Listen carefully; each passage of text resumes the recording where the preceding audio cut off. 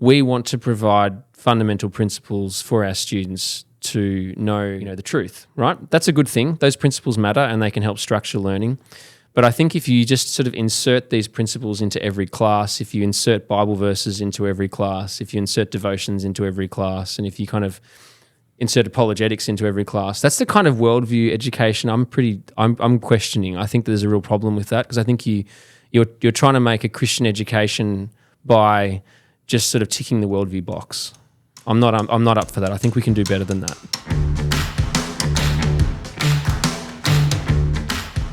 Welcome to this Reformation and Revival interview. Glad to have you with us today. And I'm particularly excited about this interview because I have Simon Kennedy with me.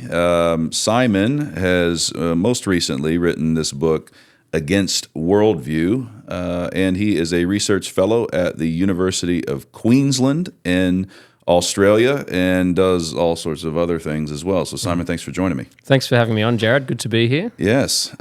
So given that we were talking right before we turned the camera on, you are here for several kind of different engagements, but one of them is going to be talking a little bit about natural law. We're going to have a little symposium about natural law and theonomy and whatnot. I think as I kind of took a peek at your book and thought about this natural organic development, this inductive way of digging into wisdom over against this abstracted, deductive worldview approach, the natural law conversation is kind of intimately woven into this. Right. And I am personally just find it fascinating. So you have granted me permission to ask you about natural law stuff. I love talking about natural law. I did my doctoral work on that and still work on that. So yeah, I mean, I think natural law is a really important thing for Protestants in particular to recover. So it's a big topic in Roman Catholic circles. There's a long tradition of natural law theory in the Roman Catholic tradition, but there actually is in the Protestant tradition as well. So part of what I've done is tried to recover some of that in my historical work. I'm a historian mainly, but I really, I think it's good to talk about natural law. And there's obviously a conversation between theonomists and natural law thinkers and how the law of God relates today to society today, how natural law works when we think about law and government. But I think it's a really rich topic. Okay, so let me tell you something. Let me tell you kind of where I'm at. Yeah. I'll sketch out. I'll be the student. Sketch out how much I know, and then you can figure out where you should dive in on this history deal. So Ruben Alvarado, I thought that was a very interesting book. Yes. About Althusius versus Grotius. And Althusius, yeah. I texted a friend, a mutual acquaintance of ours once, as I was digging into Grotius a little bit, because I had to do a DC thing on just war. And I was reading on Grotius, and then I come across him saying, the natural law would exist even if God didn't. Right. And we want to hang him from a high something high, a high tree. And I texted a few friends, and I noticed in my natural law friends acquaintance, I got a lot of he's brilliant. He's Arminian, but he's just brilliant, that kind of thing. And then I hear that, Owen couldn't stand him. Owen called him that Ishmael. Okay. And I text this mutual acquaintance of ours, and he's like, I said, what do we think about Grotius? He's like, adversary. Oh, right. I was like, okay. So, but then when I read Alvarado's book, that was interesting. And the other kind of feeder is, I could go back to Aquinas and some of his talk on natural law and whatnot, but the other kind of most recent feeder was this Paul Miller that we had out, who's Baptist, who's also worked for the CIA, which is kind of interesting. Yeah. But he, in his book, Ordered Liberty, Just War and Ordered Liberty, he actually did what I thought was a nice little sketch of the natural law tradition, just a kind of a layman's guide. Just he even said Augustine, and then Aquinas, and then he dealt with Pufendorf and Grotius, and so he did all this stuff I'm assuming right in where you could dig deep. And he kind of admitted that this modern we really did shift in the modern conception of natural law from where the more ancient guys were. And now you have the modern conversation where most natural law guys, I think, today that are just kind of the superficial kind are just using it because to talk about Bible law in society is going to, we can't do that. So we're just going to start talking natural law, but what we really mean is secular humanism once you dig down, right? And the guys that actually know natural law, like yourself, are like, no, hold on. So I'm setting the table there. Yeah, nice. I'd love for you to dive in and just like go full history, like your dissertation or whatever, what you published in the past on this natural law. Just tell us about it. Who are the characters? How did it develop? Yeah, good. So, I mean, the books, the dissertation, we call it a thesis in the British system, has been published with Edinburgh University Press. It's called Reforming the Law of Nature. And it's no longer, you don't have to mortgage your house anymore to buy it, actually. It's in paperback, nice. So it's a bit cheaper. But what I basically looked at was the Reformed Protestant tradition and how particularly the early Reformed Protestants looked at natural law. So typically, there was a debate in the early 20th century between Karl Barth and Emil Brunner. And Karl Barth said, no, there's no such thing as natural theology. Natural law is a bad idea. And Emil Brunner said, no, it's there. It's part of how we think as Protestant Christians. And you could start there and say, okay, then you've got people like Van Til who tend to suppress the kind of natural law stuff in their own thought.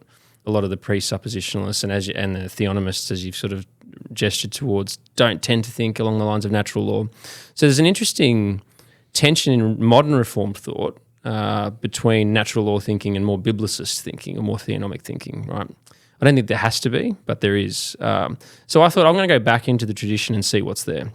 So I started looking at John Calvin, Richard Hooker's a Reformed Anglican thinker, and Johannes Althusius is a German Reformed thinker, all thinking in the 16th and early 17th centuries, and they're doing their writing then.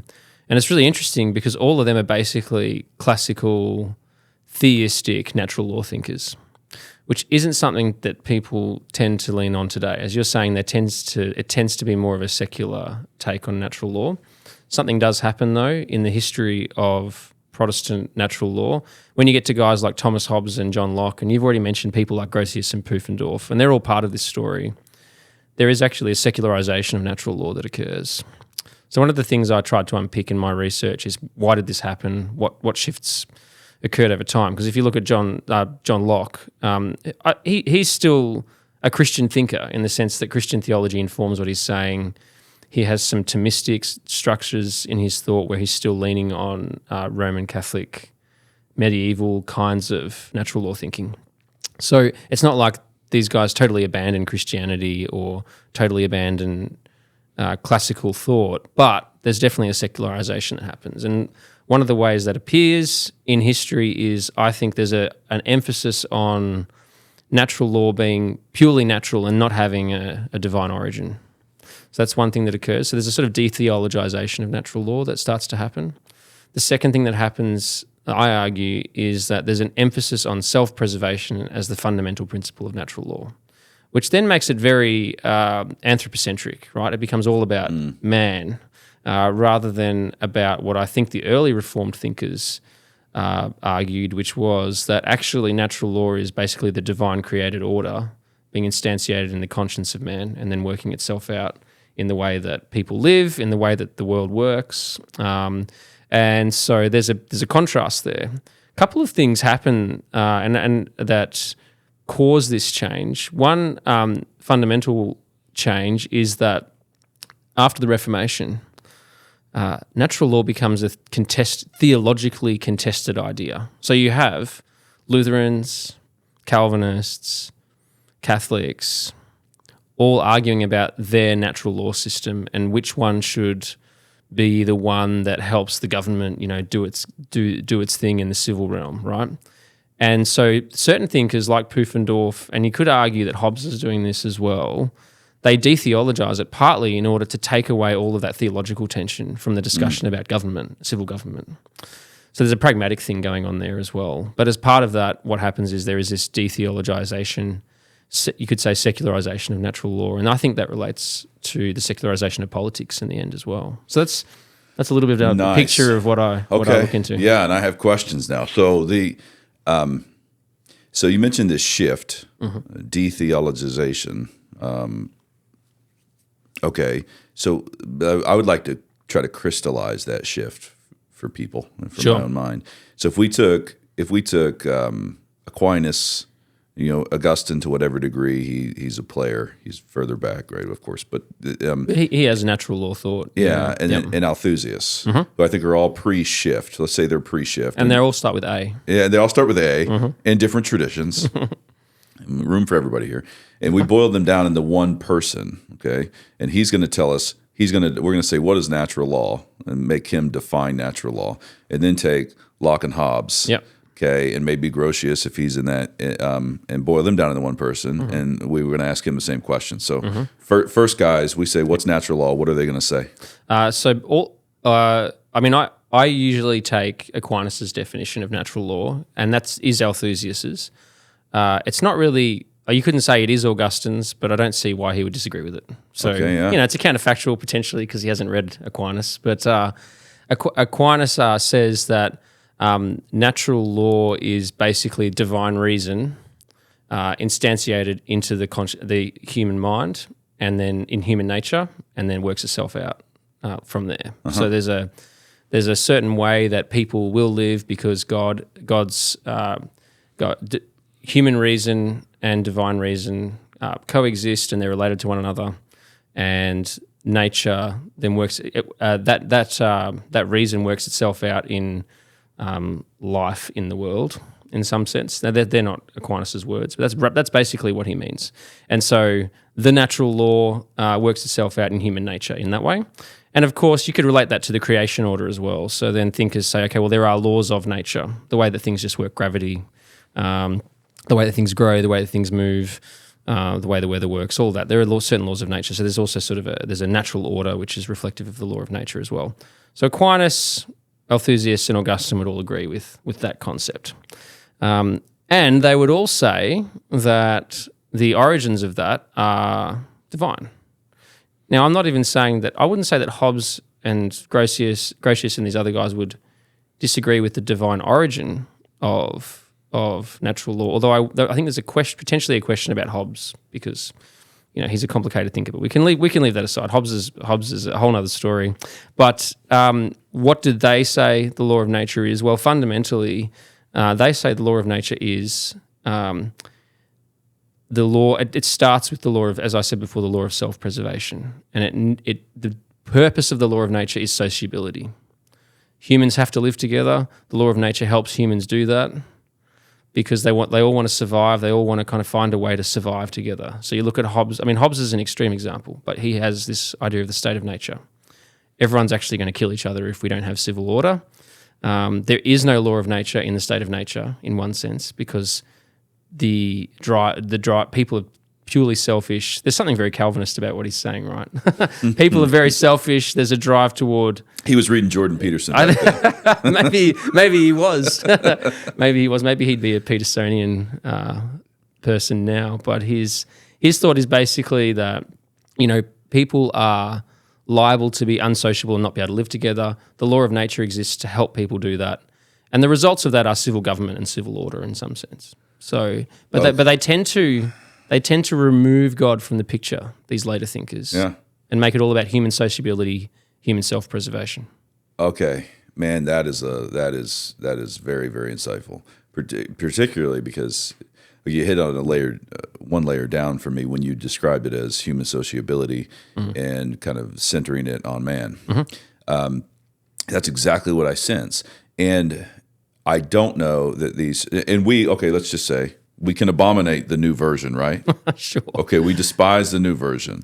Anybody that's saying natural law, the healthy natural law people, are the old natural law people. I think so. Not this new. I go with the classical natural law thinkers. Yeah. All right. Yeah. But then the categories don't seem to be entirely watertight because I do sense, at least in the American context and some of the natural law people I'm hearing from and just vibes I'm getting, do have something to do with this kind of like, well, look, we're a people, we're together, land, soil, sociability, and look, you need to do you got to grease the skids. I mean, you got to look. We're going to have to natural law, which sounds a little bit like that newer model, and does sound like it's detaching it from the theology and divine reason being implanted in man.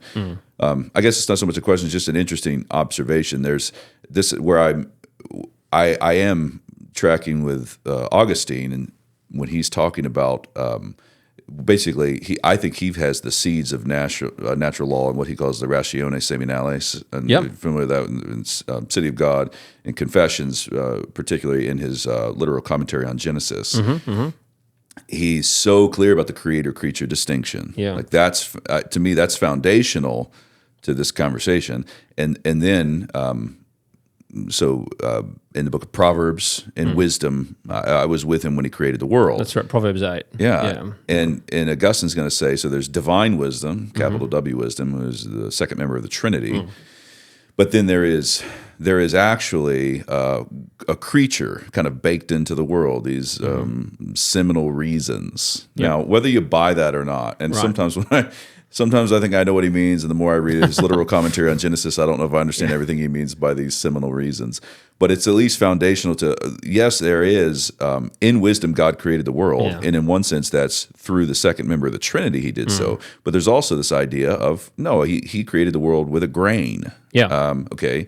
Right. And then another key text, I think, to this older model of natural law thinking, of course, would be Romans 2. Yep. You have the Gentiles, and I take that to be pagan Gentiles. Yeah. Not Christian Gentiles, like converted Gentiles, but pagan Gentiles. They have the law written on their heart. Romans 2, 14, 15. Yeah. And their conscience bears witness. So you have this law written on the heart, and I'm assuming Imago Dei is going to play a role here. Yeah. So if you took Augustine's idea of wisdom being kind of the world created in wisdom, and that's mapped onto the second member of the Trinity. So there's going to be intra-Trinitarian works related to the way the world works, like the way the grain that's there, and then law on the heart in Romans 2, and then image of God. But so the first thing I'd want listeners to do, say, as we're having this conversation, I think it's an important one, theonomy, natural law, working this out in particularly the Christian American context. I think we have to say Grotius was out of his mind. He's just out of his mind. And I don't care if he was smart, whatever. You don't get to do that. So you do that, and you've dishonored your fathers, you've forsaken the tradition, that kind of thing.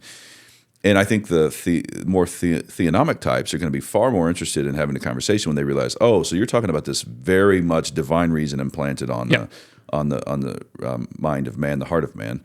A question would be, you said divine reason implanted on man, but let's talk Calvinistic total depravity. Isn't that will depraved, and to what degree has that fall impacted human reason? Can you really trust? Should you be concerned trying to establish good principles in your land with looking about how man operates when he's so depraved? I mean, the noetic effects of sin are significant, but they're not. Calvin, for example, makes it very clear that man still has a capacity for civil good, civil righteousness even. So he has a very low view of human nature in the sense that we're all depraved, and sin has a significant impact on the way that we live together and the way that we interact with each other. But he does not deny the possibility that man is capable of still creating good order. And in fact, Calvin's really into good order. That's what he wants to see in society. He's always on about order, just like Augustine was. So yeah, there's an impact on our intellect. So our intellect and our motives and our hearts, obviously, that works itself out in ways that are damaging to ourselves and to other people. But the Reformed tradition does not preclude the possibility of good social and political order just because of sin. Indeed, God is merciful to us, and so the Kuyperian tradition uses the idea of common grace, but the classical Reformed tradition would use the idea of natural law to explain why we're still capable of good civil government, even though we're really sinful. So that's how Calvin sort of mitigates that anthropological tendency that he has in his thought as well, which is to emphasize sin. Yeah. Okay. On the historical front, you said you've worked through, or some of your work has been trying to identify how this transition took place, and you mentioned maybe is it Hobbes or Locke, one or both. Some of it was just practical. We've got to get the different groups to stop fighting, so let's kind of remove the doctrinal part or the theological part. But I'd like to hear more about that. Any, particularly around like Pufendorf and Grotius, and even if you would go back to Althusius and some of the Protestant political thought, as the Bishop of Rome is no longer like, what's going on there? Do you have any kind of historical analysis of how it started to, how this natural law concept started to fade or change? Yeah. So the two aspects that you mentioned are just, it was almost a pragmatic question. Okay, how do we continue to live together in a multi-confessional state? So Hobbes is an interesting example of this. As someone half of Leviathan's actually Christian theology, like Christian political theology. People forget that. So he's trying to think about this as a Christian thinker. In a very quirky and heterodox Christian thinker, but a Christian thinker nonetheless. And he's writing this in the 1640s in England, and you have a civil war between the Puritan Parliament and the Crown, and he looks at that and thinks that is a civil and religious conflict that's occurring, and we need to find. I think he's trying to find a way of explaining how the English people can live together and not kill each other. And one of the main ways he does that is to deconfessionalize natural law. So that there's a pragmatic move there that sort of thinkers like Hobbes are making in England, in the Holy Roman Empire, which is this patchwork of different confessional states. They're all over the map, and it's not like there's just the southeastern parts Roman Catholic and the northeastern parts, Calvinist, and the rest are Lutheran or something. It's all over the place. It just depends on which ruler's in charge at the time as to which confession that principality adheres to. Someone like Althusius is operating in a context where there's actually a Lutheran prince, but he's in a Calvinist city, and so it's interesting because Althusius is not someone he doesn't detheologize natural law, he doesn't secularize it. But he does try and find a way of rationalizing how we can live in a multi-confessional empire. And so he works out a theory of empire, or a theory, like kind of natural law theory of empire that can make sense of a multi-confessional context. And the city of Emden did face attack from the Lutheran prince. I think the prince brought his army once to the city gates and tried to intimidate the rulers of the city, the Calvinist rulers or the Reformed rulers. So Althusius is someone who's dealing with the same issues. There's a multi-confessional context. That's a new problem, right? Europeans are still trying to work out this new problem of fundamentally different, what we would call denominations, but let's call them confessions. Confessionalization is what historians call it. But Althusius works it out in a way that is different to Hobbes. He doesn't try and detheologize natural law. He keeps it quite theological, quite classical. He's very much working within the Thomist tradition. He's a Reformed Thomist. And so there were different responses to this.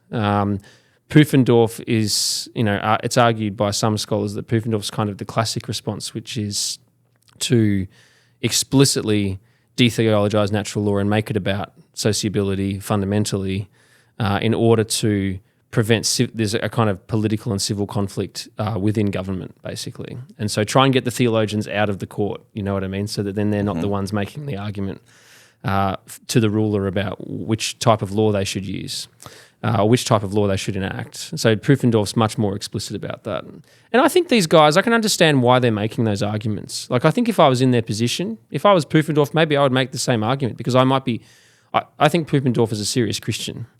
But I think he's really concerned about confessional conflict, and I think he's trying to find a way forward. So I feel sympathetic towards that. I don't think he's right about natural law in the end, but I can understand his motives for trying to shift the way he thinks about it. And what are Pufendorf's dates? What's that? What are his dates? When was he? Was he after? Pufendorf was late 17th century. Late 17th? Yeah, so he was influential on the American founders. So the American founders read Pufendorf. Locke was influential, I think. Locke was influenced by Pufendorf, so he's just pre-Locke. Okay. When he's writing, yeah. How much of Althusius got into Locke?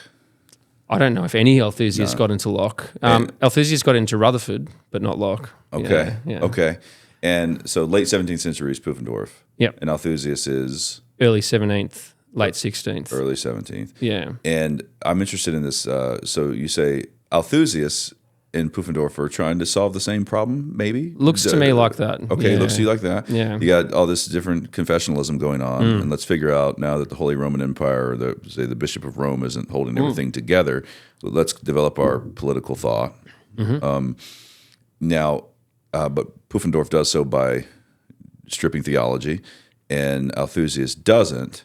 But do you think Althusius is writing Politica and his other works because of that same pressure? He's trying to solve the same. Is he actually actively trying to solve the same problem that Pufendorf is? In the sense that he is trying to resolve the problem of intra-Christian conflict in the Holy Roman Empire, yes. But his response is to double down on a reformed confessional state. So he's like, nope, my city is reformed. I'm going to explain why that's the case theoretically and explain how that works with natural law thinking and with reformed theological, implications and practical applications. He doesn't try and neutralize natural law. But having said that, it's interesting reading Politica. He calls on a very ecumenical set of sources. So John Witt's written a really good article on this actually, where he shows how he's calling on the Salamanca theorists, he's calling on ancient Roman thinkers, he's calling on Lutherans, he's calling on Reformed thinkers. So he's still trying to make an ecumenical case in one sense, but he's very much for the Reformed confessional state as a response to confessional conflict. And what would Pufendorf say to that solution? So Althusius says, this is my solution. And, make sure I understand the solution. He's doubling down saying, I'm a reformed state. Yeah. And this one should be a reformed state if they're reformed. Yeah. And if you want to be a Lutheran state or whatever you want to be. Go ahead. So that's his solution, Yeah. is kind of to almost more of a particularization of the nation. I think so. Yeah. Less partnership. What would Pufendorf say? Pufendorf's dealing with the same environment effectively, so there's still Calvinists and Lutherans and Roman Catholics in the empire. I think Pufendorf's dealing with a problem where you have different accounts of natural law. I don't think Althusius is so much dealing with that, so this is why there's a slight difference here.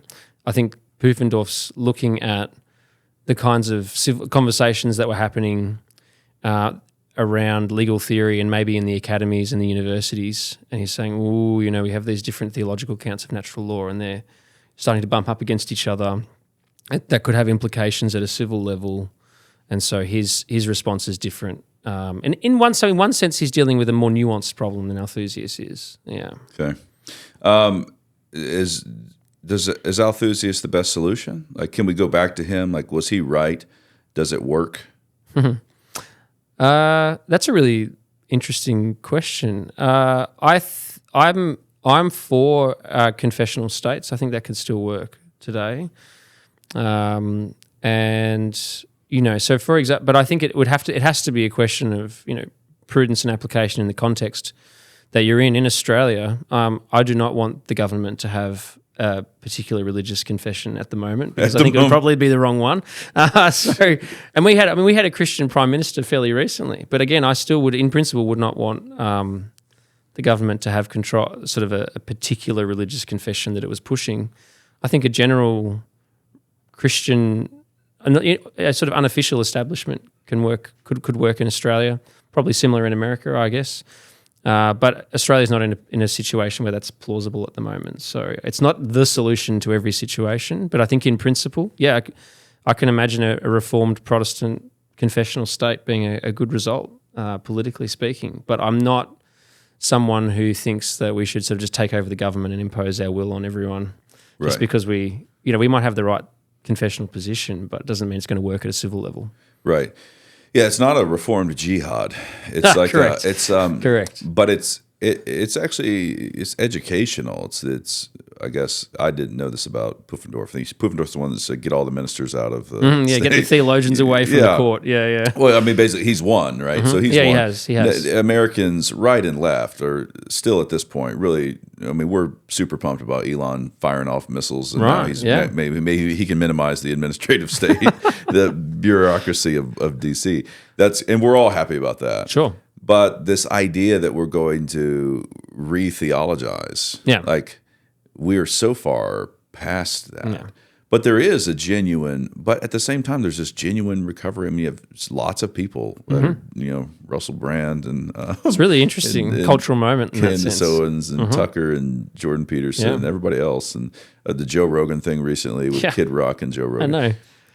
And so I am wondering when you map the natural law conversation, how we just basically just secularized it. One practical solution to me, and maybe one thing we could get around, is pulling on this the American tradition of some form of covenant, constitutional covenant. If you pull on this idea of the Constitution, and then you kind of recover the idea of covenanting, you immediately rebuilt the vertical line. Like, so if you're going in national days of prayer, and then of course in our own history, we're just Protestant nation. It's just what we were. You can not like it. You can't deny the history of it. So you can't just say this is what we actually were. So as we honor our fathers, we go back to this idea that there is some kind of covenant between God and the king and the people, God and the civil magistrates and the people. I think if anybody can get generally on board with that idea, it's signaling to me that they're not the new version of natural law people. They're the old version of natural law. Yeah, I think that's fair. And I think the more theonomic kind of people are, to whatever degree that's even an accurate title now, that's it. I think the covenant idea is going to have this unifying, like, we could all get down on that, and that's basically going to position the good guys over against the secularists. Yeah, what you're positing, I think, is a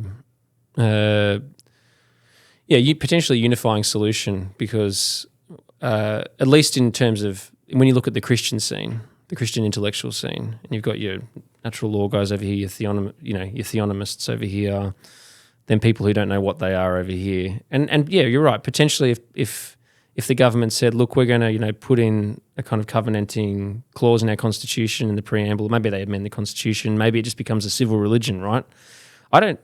In the best sense of the word, I mean. I could see that potentially working. In theory. I found we found a way to bring like some of the crazy people at the J6 with like the cross and the American flag and Russell Moore together. Like, who's gonna? I mean, they could all They could all show up at that event. No one's gonna. Maybe Russell might feel a little uncomfortable about it, but come on, David French. David French. Well, we're free to do it. I assume. That's right. That's true. So, well, let's do this. Let's kind of summarize the natural law thing, particularly when I was reading up on your new book here, against Worldview, Reimagining Christian Formation as Growth in Wisdom. What does this have to do? Well, you probably can already sense connections if people have been dialed in here. If the law is written on the heart, and people in some sense keep that law. You mentioned Aquinas' definition. I remember reading in the Summa of him. First time I read his definition of natural law, it really jumped out and stuck with me. Man's participation in the eternal law. Yeah. And I'm I remember thinking, that's a weird way to say it. Like, what does that mean? In our depraved times, like, well, certainly people don't do it. But then people do.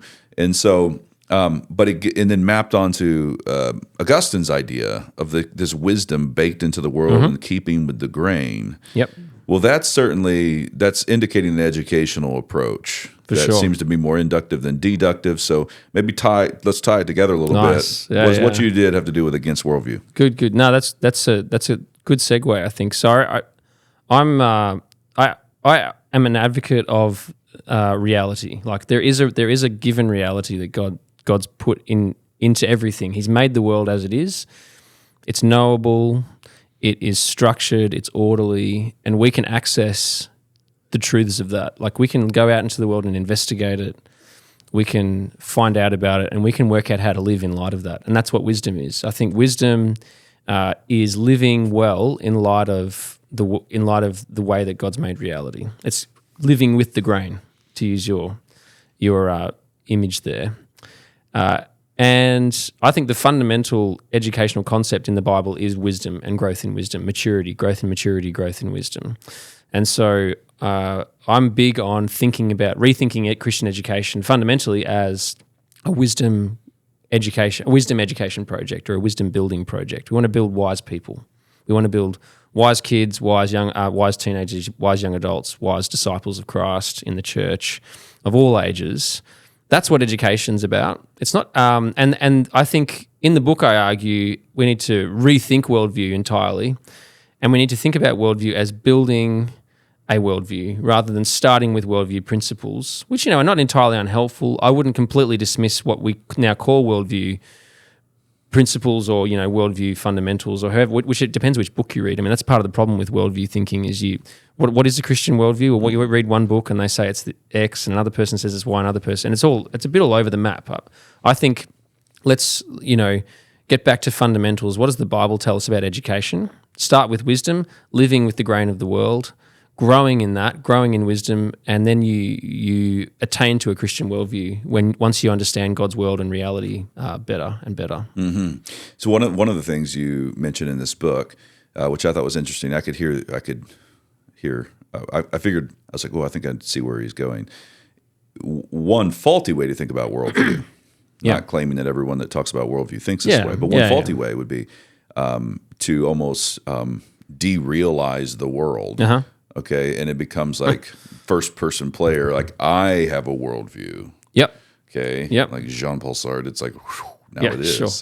And you have your worldview, and they're both like legitimate. Right. There's this very subjective take on that, which maps onto the natural law thing. It's like there's a natural law, but then it just became about people getting along. Yeah. And it became centered on the person, right?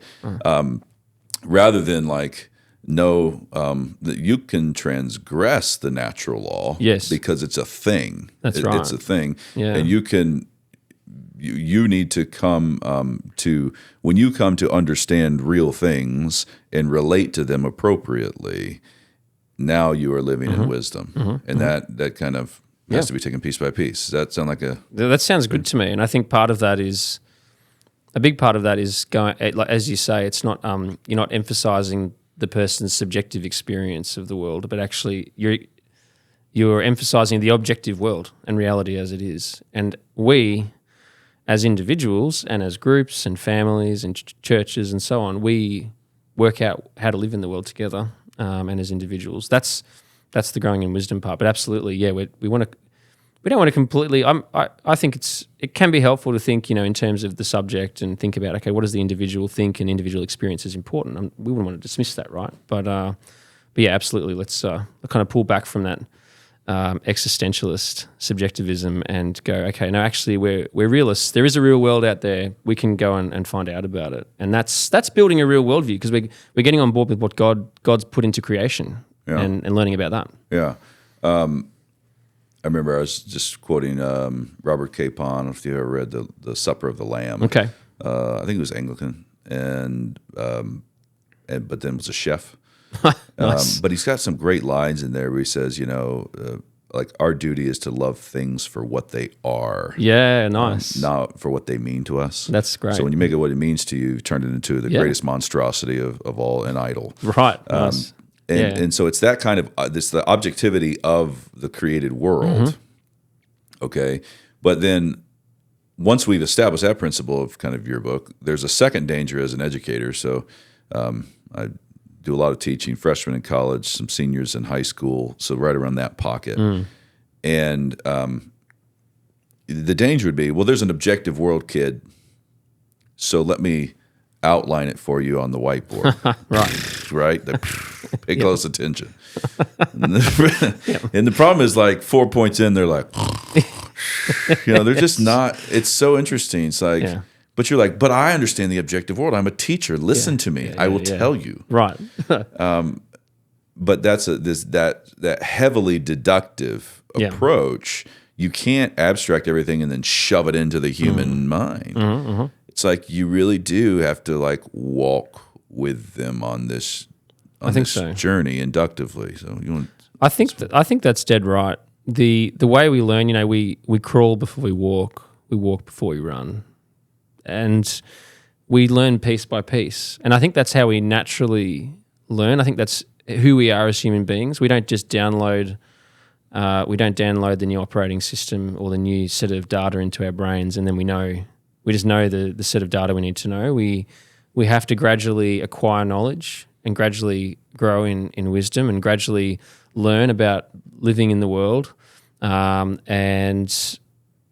that's how we learn most of the time. Now, it's not that the deductive principles and the things you might write down on the whiteboard are still important, and they can help structure our learning. Okay, so I think a good motivation of worldview educators is we want to provide fundamental principles for our students to know, the truth. Right? That's a good thing. Those principles matter, and they can help structure learning.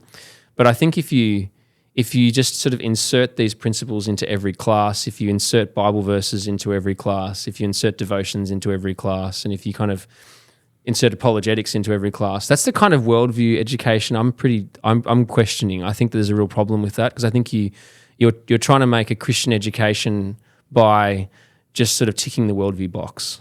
I'm not up for that. I think we can do better than that, and I think we should do better than that. I think, absolutely, let's do catechesis. Let's give people scaffolding with doctrine. Let's give people scaffolding with good anthropological, principles, so on and so forth. That's all really important. That is not how you build an education philosophy, though. You don't start, I don't think, with those high-level principles and then force them into every classroom, force them into every subject that you're teaching. I think we need to realize that people, whether they're young or old, learn bit by bit, and we're curious creatures. We want to go out and learn things. We don't necessarily want to be told the list of things we have to learn up front, although that's not necessarily wrong. But that's not an education fundamentally. Yeah, and this for teachers. I mean, you've written this book in large part to kind of inform educators and those who are engaged. It's a real predicament, and I've when I go into a class, I have certain content that I want the students to get. Of course. Right? And, same here. Yeah. And interestingly, there's I teach a group of students, but that are split in two, and I lecture on 2 different days. Right. So I'm delivering the same lecture to 2 different groups. Mm-hmm. And then we'll do smaller recitations, we call them, and I'm doing that recitation over certain material, City of God and Calvin's Institutes are the 2 main texts throughout the year. And nice. Great thing to teach. Great thing, super fun to dig into. We were watching, it's really fun to go through and to do it 3 times in a row. But the Augustine just ridiculing the Roman gods for all of it, in book 2, yes. City of God. Oh, that's so much fun. He's just going to town on them. You have a god of the doorknob and a god of the hinges. Couldn't you just have one over the whole door? But what's interesting is delivering on the lecture front. I've got this content that I want to get through, and I could get through the content, and I could probably get 90% of them in there to regurgitate the content at the end of the term back to me. Right. Like, they can write it down in their notes, and they can memorize it. But when you do the inductive, like I've got this content, but if you can ask a question, their curiosity is going to take you on a different road. Mm-hmm. Now, the cool thing is if you've been down that road, then yes, you can guide them and talk to them. That's right. And if you haven't been down that road, you say, I don't know. Yeah. Talk to the other faculty member. Talk to this fellow. But you do find the serendipity and these moments of when you basically really do need to chase a lot of those things. I think it was J.I. Packer that once said something like, "You come to my lectures for my digressions." Right. He's like, if you didn't want them, you just read my book. And I love that. I was like, that is actually it. You got to have the freedom to kind of go those places where they are wanting to go and kind of almost track with that. And I think that the lecture method of teaching is legitimate. I do it all the time. I enjoy it. It's helpful. But I love Socratic, that as you say, that sort of free-flowing exploratory discussion. I think that's where a lot of real learning happens. And so when you let people explore, build, poke into different things that you may, as a teacher, you may not even be expecting that you're going to go there.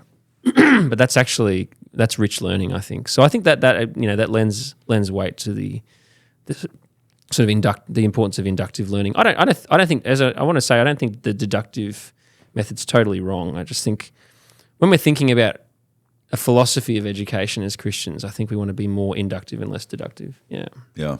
Yeah, it makes me think of AI and then raising children. It's like, Oh gosh, yeah. right? Like, I mean, Scary. I can ask AI a lot of questions, Yeah. and it will regurgitate outlines to me that are accurate. Yeah. That are. I mean, you should trust nothing that comes out of that machine. But nevertheless, right? I mean, you double check the sources. Give me the dates for Napoleon doing whatever. That's probably right. It's probably Yeah, right, yeah. and you could input it into your 7-year-old. Memorize this. Yeah. But it's this weird desire for us to turn them into weird robotic geniuses, rather than no, talk to them over dinner. Yep. Ask them about their day. Yep. Why they think the way they do. Mm-hmm. And if you don't draw them out like that, if you don't find out where they are, Yeah. you can't help them get wisdom. Mm-hmm. And there'll be that huge pocket there. Right. But you find out 10 years later, Right. well, I thought we covered this. No, but because you were Yeah. you did so many outlines, but you weren't kind of being receptive to where they were. It's like, you could get your kids to memorize the shorter catechism, but they could live a terrible life. Yeah. What happened? Yeah. Well, I learned the catechism really well, but I didn't know how to put Christian doctrine into practice. Yep. Yeah, rubber Yeah. has to hit the road. Yeah. I've heard a lot about the family worship or time around the table. So a simple homily from Dad and a catechism question. There really does have to be that organic. What you're praying for and aiming for is let's have a good Lord, give us a good conversation. Yeah, that's good. And then to see it think. actually materialize. Well, if anyone was wondering about the connection between Pufendorf, Grotius, natural law, Who knew? and modern worldview analysis and a better way to teach. Now they know. Hopefully we've at least sparked some interest on this topic. Great. It's been really great to talk with you. Simon, thank you for joining me today. Been a pleasure, Jared. Thanks for having me.